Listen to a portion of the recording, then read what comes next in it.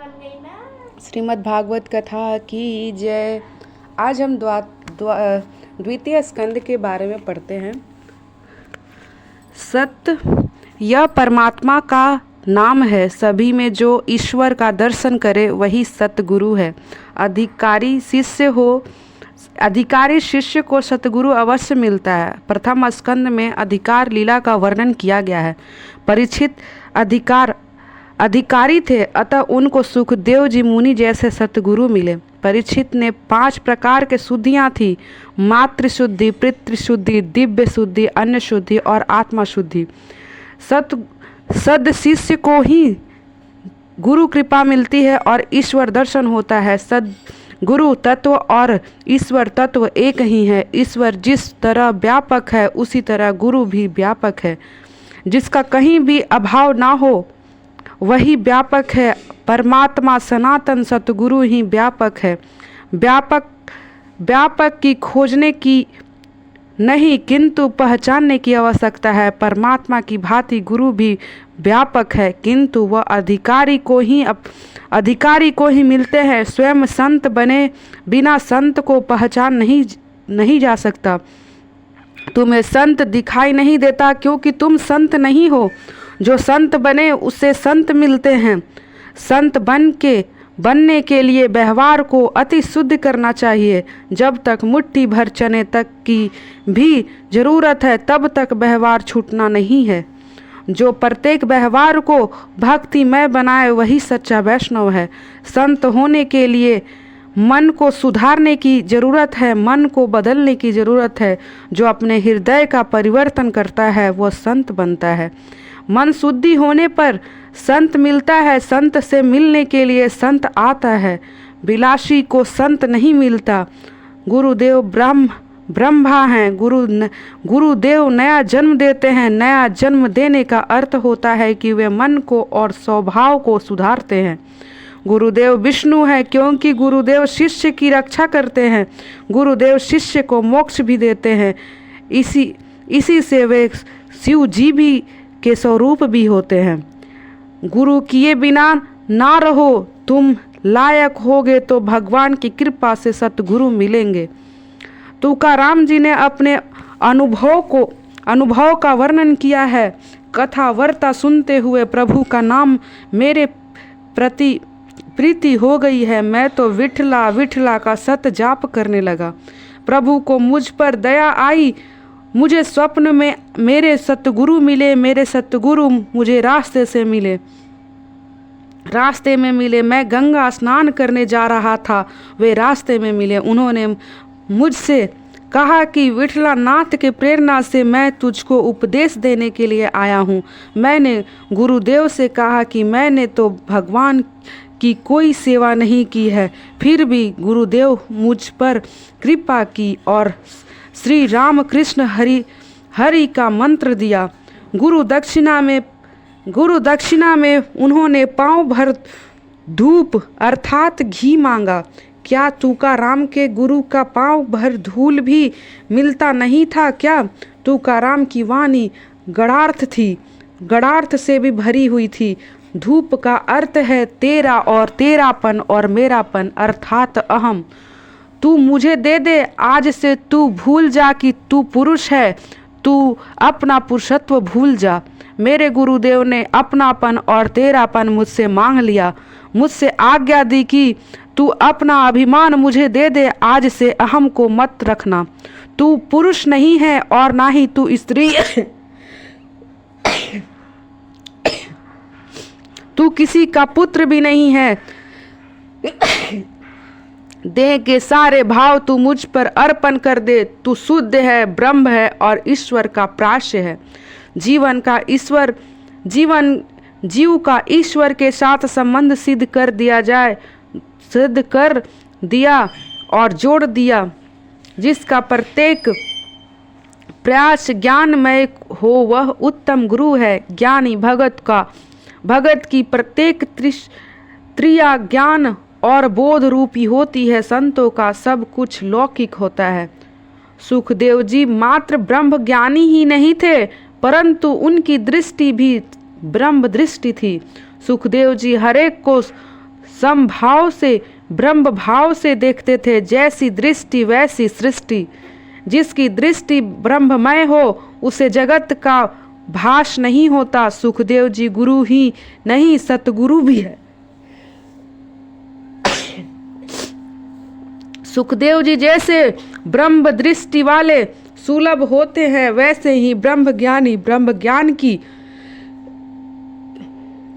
ब्रह्म ज्ञान की बातें करने वाले तो सुलभ हैं। सुखदेव जी जैसे गुरु मिले तो 7 दिवस में तो क्या 7 मिनट में मुक्ति दिला सकते हैं, किंतु शिष्य परीक्षित जैसे अधिकारी होने चाहिए। गुरु और शिष्य दोनों अधिकारी होने चाहिए। मंत्र दीक्षा अधम है, स्पर्श शिक्षा उत्तम है। ब्रह्म भाव में ललीन होकर सुखदेव जी ने परीक्षित के सिर पर वार देह सत्य रखा कि तुरंत उन्होंने ब्रह्म का दर्शन हुआ।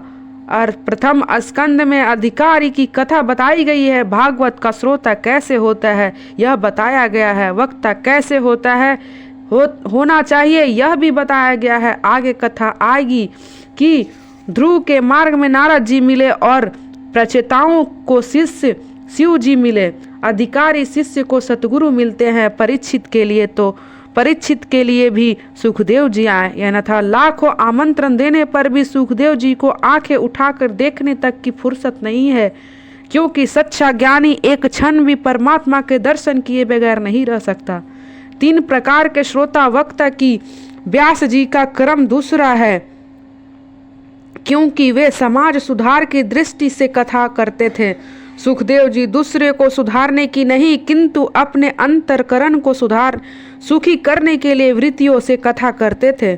सुखदेव जी ने कथा का आरंभ किया, किंतु मंगलाचरण नहीं किया, कारण देह भान बिल्कुल नहीं था। 3 अध्यायों के बाद सुखदेव जी ने मंगलाचरण किया। भागवत के 3 मंगलाचरण है।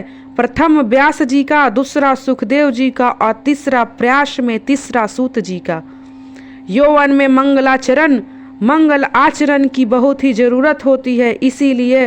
इसीलिए ही सुखदेव जी का मंगलाचरण 12वां श्लोक का है और वे अन्य सभी का एक श्लोक का है। उत्तम वक्ता कौन होता है? जो संपूर्ण वैराग्य हो, वह वक्ता उत्तम है। संसार के लिए किसी भी शिष्य से मन ना जाए, वह वैराग्य है। संसार के विषयों को देखते हुए भी जिनका मन उसमें नहीं रहता, उसमें ही सच्चा वैराग्य सिद्ध किया है। बिना वैराग्य के दृढ़ता नहीं आती। वैराग्य के ज्ञान शोभित होती है। ज्ञान भक्ति वैभव वैराग्य परिपूर्ण होने पर मनुष्य ब्रह्ममय बनता है। सुखदेव जी ने पूर्णता ज्ञान भक्ति और वैराग्य थे।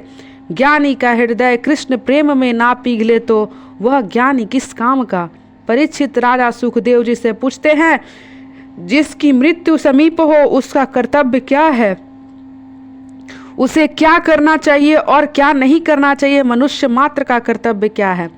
सुखदेव जी ने कहा, राजन तूने अच्छा प्रश्न किया है। सुन, अंतकाल में बात पित्त और कफ के त्रिदोष होता है। मृत्यु की वेदना भयंकर होती है। जन्म मरण के दुख का विचार करेंगे तो पाप नहीं होगा। सो मृत्यु से डरते रहो, उसको स्मरण रखो। सोचो कि मैंने मृत्यु के स्वागत की तैयारी की है या नहीं। ऐसे चिंतन करोगे तो वैराग्य आता है। जन्म मृत्यु जार वार्षितम दुख दोषानुदर्शनम, अर्थात जन्म मृत्यु जरा व्याधि से दुख का भार बार बार विचार करो तो वैराग्य उत्पन्न होगा और पाप छूटेंगे, वरना पाप से संसार जल्दी ही नहीं छूटते। सोच समझते बिना विवेक वैराग्य उत्पन्न नहीं हो सकता। काल के सिर पर रखकर हमेशा ईश्वर का चिंतन करो। काल को याद रखोगे तो पाप वृत्ति भी उद्भव नहीं होगा। भजन के लिए अनुकूल समय की प्रतीक्षा ना करो। कोई भी क्षण भजन के लिए अनुकूल है। कोई तकलीफ ना रहने पर भी मैं भजन करूंगा ऐसा मानना अज्ञान है। एक मनुष्य स्नान करने के लिए समुद्र के किनारे पर गया, किंतु स्नान करने के बजाय वह वहां बैठा ही रहा। लोगों ने उनसे पूछा कि क्यों यह इस तरह बैठा हुआ है, स्नान कब करोगे? उस मनुष्य ने कहा कि समुद्र में एक के बाद एक तरंगें उठ रही हैं, तरंगों के बंद होने पर स्नान करूंगा। क्या समुद्र की मौजें कभी रुकती हैं? मौजें कभी रुकेंगी नहीं। और कब स्नान करोगे? संसार भी एक समुद्र है, इसमें असुविधा रूपी तरंगे आती ही रहेगी। इसीलिए यदि कोई कहे अनुकूलता होने पर ही भगवान का भजन करूंगा, तो वही सौरांगी अनुकूलता से आएगी ही नहीं। जिस तरह वह मनुष्य स्नान नहीं कर सका, उसी तरह वैसे मनुष्य ईश्वर भजन भी किए बिना रह जाते हैं। जीवन में चाहे मुश्किलें आए, किंतु इस लक्ष्य को मत भूलना कि मुझे परमात्मा से मिलना है, प्रभु से मुझे एक होना है। लोभी जिस तरह पैसा का लक्ष्य रखता है, उसी तरह महापुरुष परमेश्वर का लक्ष्य रखते हैं। भगवान ने गीता में कहा है, अंत काले च मामवे स्मरणा मुक्त कलेरम, अर्थात अंत काल में जो मेरा स्मरण करता है, हुआ देह त्याग करता है, वह मुझे पाता है। त्रयांश काल में का अर्थ है जीवन नहीं, परंतु प्रत्येक क्षण का प्रयास काल। सो प्रत्येक क्षण ईश्वर का चिंतन ध्यान स्मरण करना चाहिए। प्रत्येक क्षण को सुधारोगे तो मृत्यु भी सुधरेगी। प्रत्येक क्षण को सुधारने का अर्थ है हर क्षण ठाकुर जी अपने दृष्टि में रखना। लोग मानते हैं कि सारा जीवन काम धंधा करेंगे, उल्टी सीधी काम धन कमाएंगे और अंत काल में भगवान का नाम लेकर संसार पार कर लेंगे। यह गलत विचार है।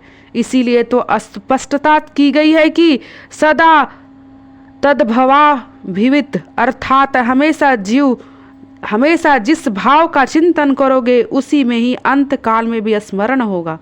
भगवान ने भी आशा की है कि तस्मन् सर्वसी कलेषु मम अनुसरण, अर्थात इसी संसार में समय तू नियंत्रण मेरा स्मरण कर। यह तो सर्ववेदित बात है कि जिस बात का सर्वदा चिंतन किया गया है, मृत्यु के समय उसी ही का स्मरण होगा। एक सुनार का दृष्टांत है। एक सुनार बीमारी के कारण शैया पर पड़ा हुआ था। कई महीने से वह बाजार नहीं जा रहा था। सो उसे सोना का और सोने के बाजार का भाव का ही विचार आता रहता था। अंतकाल आया, बुखार बढ़ता जा रहा था। डॉक्टर ने आकर बुखार नापकर कहा कि 105 डिग्री बुखार है। सोनार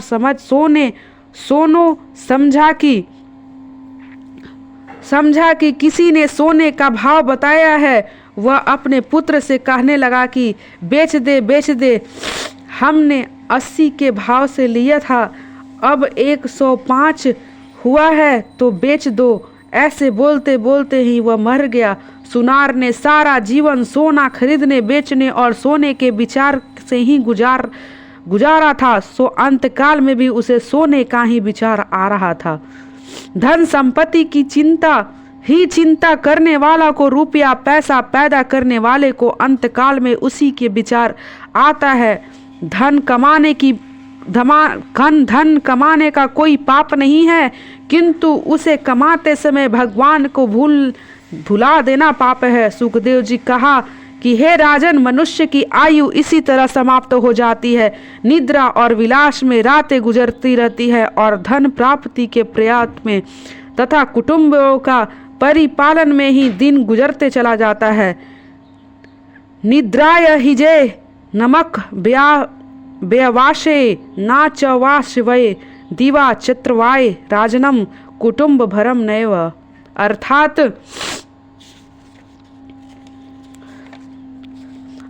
मनुष्य का अधिकतर समय निद्रा और अर्थोपार्जन में चला जाता है। उसका बहुत सा समय बातें करने में चला जाता है। बहुत सा समय पढ़ने में गुजर जाता है। बहुत पढ़ते ही अच्छा नहीं है। अति वाचन में शब्द ज्ञान की बढ़ता है, किंतु समय समय अभिमान भी बढ़ता है। राजन, जो समय चलता गया है उसके लिए अब मत रो, उसका विचार भी ना करो। भूतकाल की बातें ही सोचते रहोगे तो कोई लाभ नहीं होगा। तुम अपने वर्तमान को सुधारो। 7 दिन का जो समय यह मिला है उसी का सदुपयोग कर लो। मनुष्य इंद्रियों का सुख में ऐसा फंसा हुआ है कि उसे अपने लक्ष्य का ध्यान ही नहीं रहता। शरीर, स्त्री, संतान आदि सब कुछ असत्य है, फिर भी उसे सब को मोह ऐसे होता है, ऐसे पागल बन गया है कि उसके समय और लक्ष्य का भी भान नहीं रहता। तुम्हें क्या करना है, कहाँ जाना है, क्या बताना है, क्या बनाना है, उसका विचार आज ही कर लो। इच्छा शुद्धि के बिना कर्म शुद्धि नहीं होती है। तुम निश्चय कर लो कि मुझे भगवान से मिलना है, मुझे प्रभु के धाम में जाना है, मुझे पुनः जन्म नहीं लेना है। जगत में विकार और वासना को बढ़ जाने के कारण त्याग और संयम कम हो गया है। काल मनुष्य को धक्का दे रहा है। उन्हें रोक कर घर छोड़े पड़े। उनसे यह अच्छा ही है कि वे विवेक के सर्वोच्च पूर्णता घर छोड़ दें।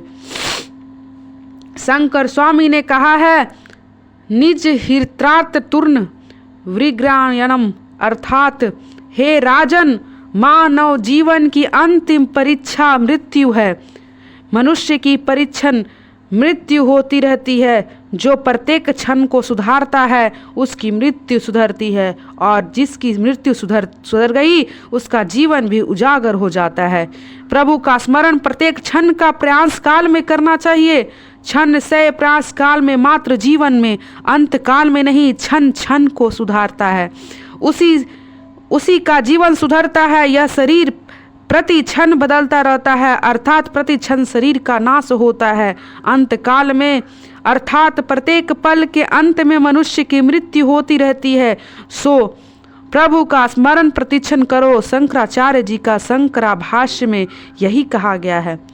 अन्यथा जिसका जीवन निंद्रा, धनोपार्जन और कुटुंब के परिपालन में ही गुजर जाता है, उसे अंत काल में वही सब कुछ याद आते रहता है। सारा जीवन जिसमें बीता हुआ रहता है, अंत काल में वही याद आता है। एक बूढ़ा बीमार हो गया, उसका सारा जीवन द्रव्य आदि के पीछे ही बीत गया। अंतकाल नजदीक आया। उसके पुत्र आदि कहते हैं कि पिताजी, अब आप श्री कृष्ण गोविंद हरे मुरारी, हे नाथ नारायण वासुदेवा का जप कीजिए। किंतु उस बूढ़े के मुंह से ये शब्द निकलता है नहीं है। जीवन में कभी भी भगवान का नाम लिया हो तो तब वह नाम याद आएगा। वह बूढ़ा मन से द्रव्य का ही चिंतन कर रहा था। इसी दृष्टि आंगन में ही गई। उसने देखा कि बछड़ा झाड़ू चबा रहा है। इतना छोटा सा नुकसान भी वह बूढ़ा कैसे सह सकता था। उसका दिल जलता है। मैंने कैसे धन कमाया है, ये लोग क्या जाने। उनसे लगा कि रुपए पैसे की तथा अन्य वस्तुओं की इन लोगों के लिए कोई कीमत ही नहीं है। मेरे जाने के बाद यह लोग घर को लुटा ही देंगे। वह बूढ़ा कुछ स्पष्ट बोल तो सकता नहीं था, इसीलिए उसने कुछ बड़बड़ाने लगा। उसके एक बेटे ने सोचा कि पिताजी भगवान का नाम लेते तो चाहते हैं किंतु कुछ बोल नहीं सकते। दूसरे बेटे ने सोचा कि पिताजी कभी भगवान का नाम तो लेते ही नहीं। वे कुछ मिलकित के बारे में कहना चाहते हैं, कुछ धन छुपाए रखा होगा, उसके बारे में कुछ कहना होगा। उन्होंने पुत्रों को डॉक्टर से बुलाकर उनसे विनती की कि कुछ ऐसा करो कि पिताजी 2-4 शब्द बोल सके। डॉक्टर ने इंजेक्शन देने के लिए 1000 रुपए की फीस मांगी। पुत्रों ने सोचा कि कहीं गड़कर रखा हुआ धन बताओगे, अंत 1000 रुपए खर्च कर डालें। पिताजी की बात सुनने को सभी आतुर थे। दवाई ने अपना काम किया, कुछ शक्ति मिली तो वह बूढ़ा बोला, सब मेरे और क्या देख रहे हो? वहाँ देखो, वह बछड़ा कब से झाड़ू खा रहा है। और इस तरह बछड़ा झाड़ू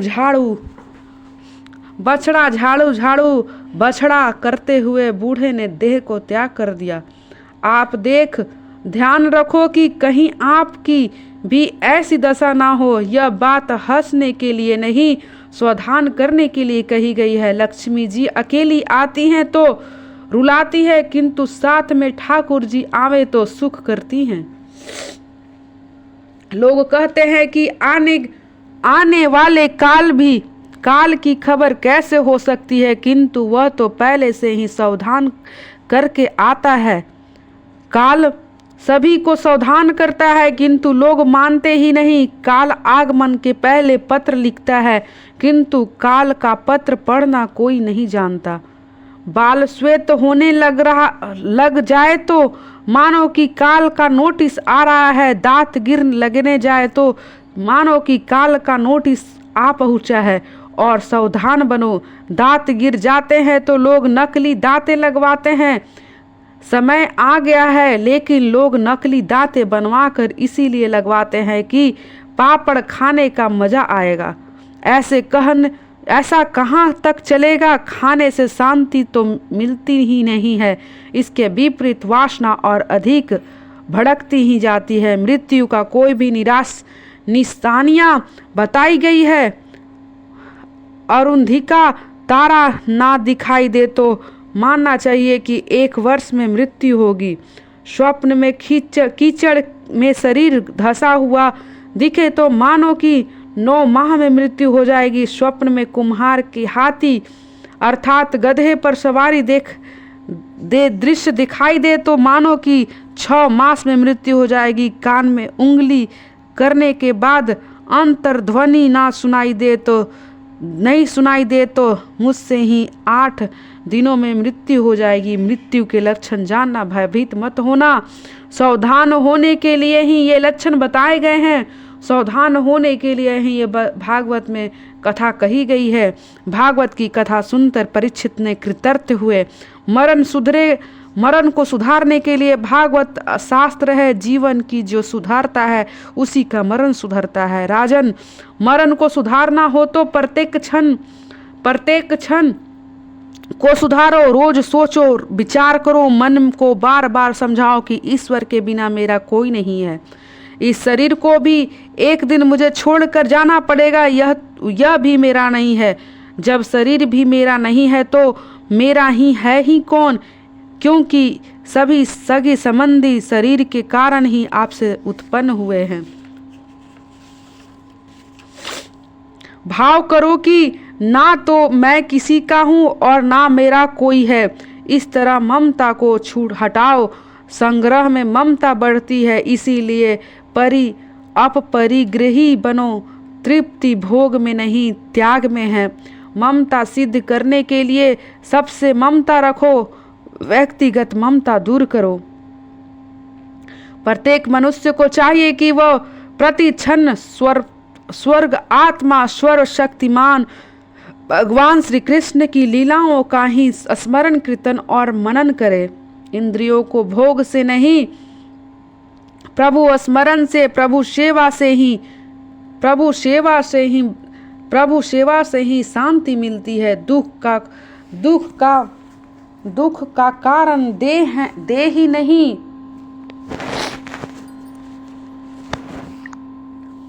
दुख का कारण देह ही नहीं, दुख भोगने के लिए ही तो देह मिलता है।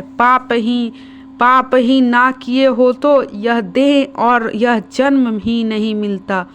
रामदास स्वामी से दास बोध में लिखा है, देह धारण करना ही पाप है। मनुष्य हर तरह से सुखी नहीं हो सकता। हे राजन, मानव शरीर सुख के उपभोग के लिए नहीं मिलता। मानव शरीर तो भजन करने के लिए, भगवान को प्राप्त करने के लिए ही मिलता है।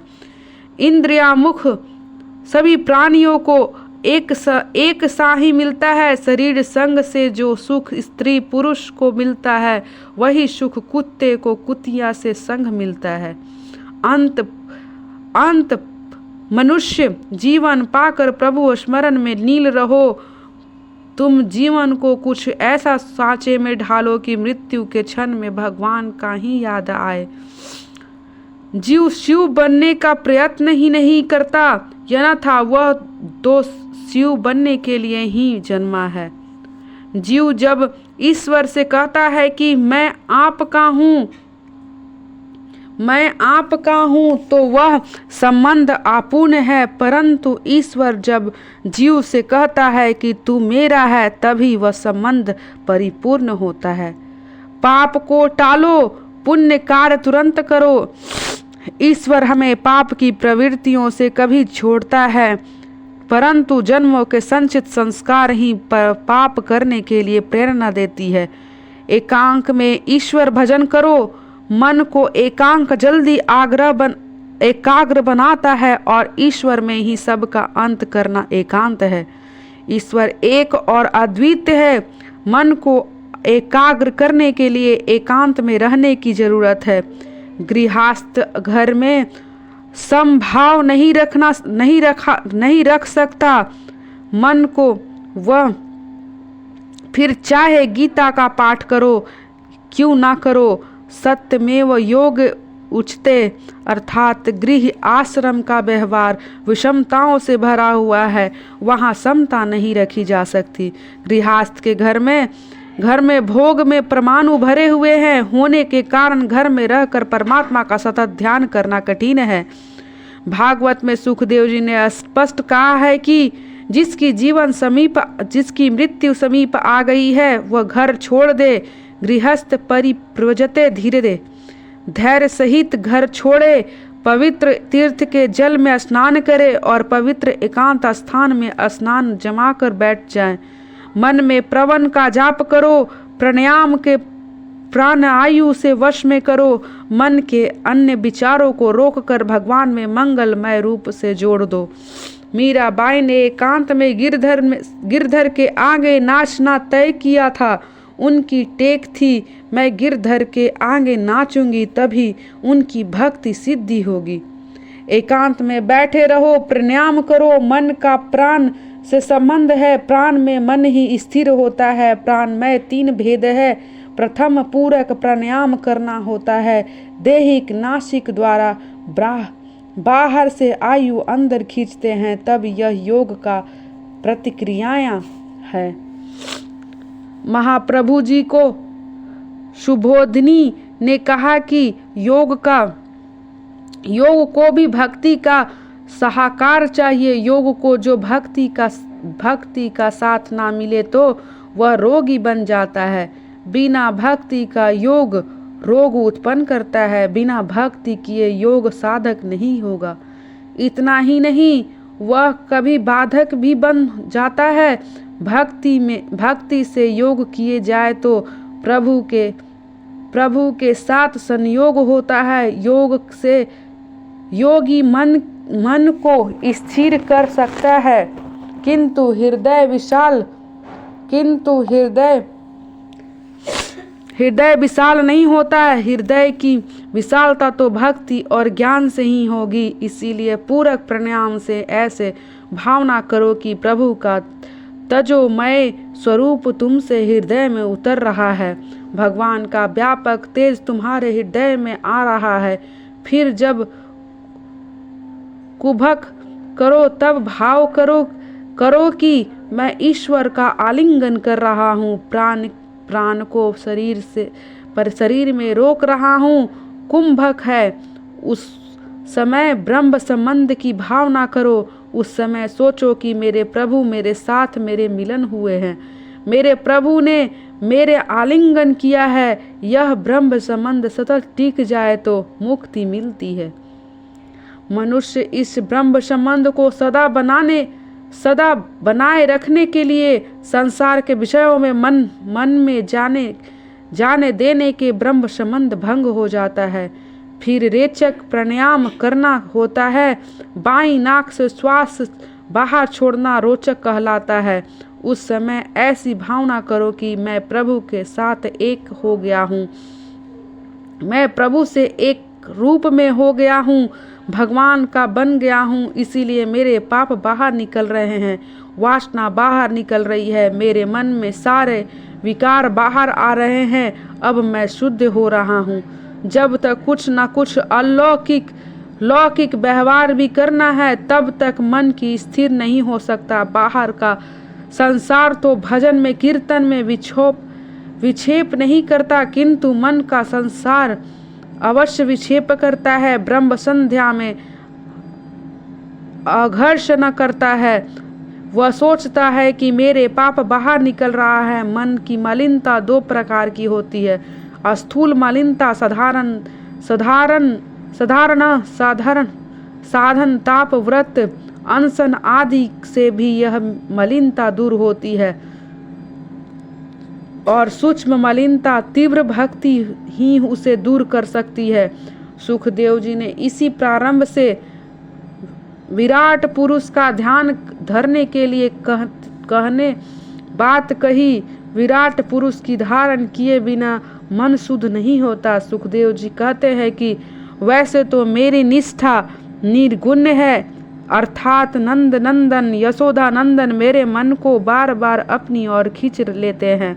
श्री कृष्ण भगवान की मधुर लीलाओं से मेरे मन को, मेरे हृदय को बालपूर्वक अपनी ओर आकर्षित करती है। इसी कारण मैं भागवत पुराण का अध्ययन किया और मैं वह आपको सुनाऊंगा। भगवान के नाम का प्रेम संकीर्ण करने ही सभी शास्त्रों का सार है। सभी शास्त्र पढ़ो, उस समय विचार करो, किंतु याद रखो कि नारायण हरि ही सच्चे हैं। मैंने सब शास्त्र देख डाले, कई बार विचार किया, फिर भी सारे में एक ही निकलते हैं। उन सभी का ध्यान केवल नारायण हरि ही है। सभी शास्त्रों का वाचन मनन के बाद मैंने तय किया कि केवल भगवान का ही ध्यान करना चाहिए।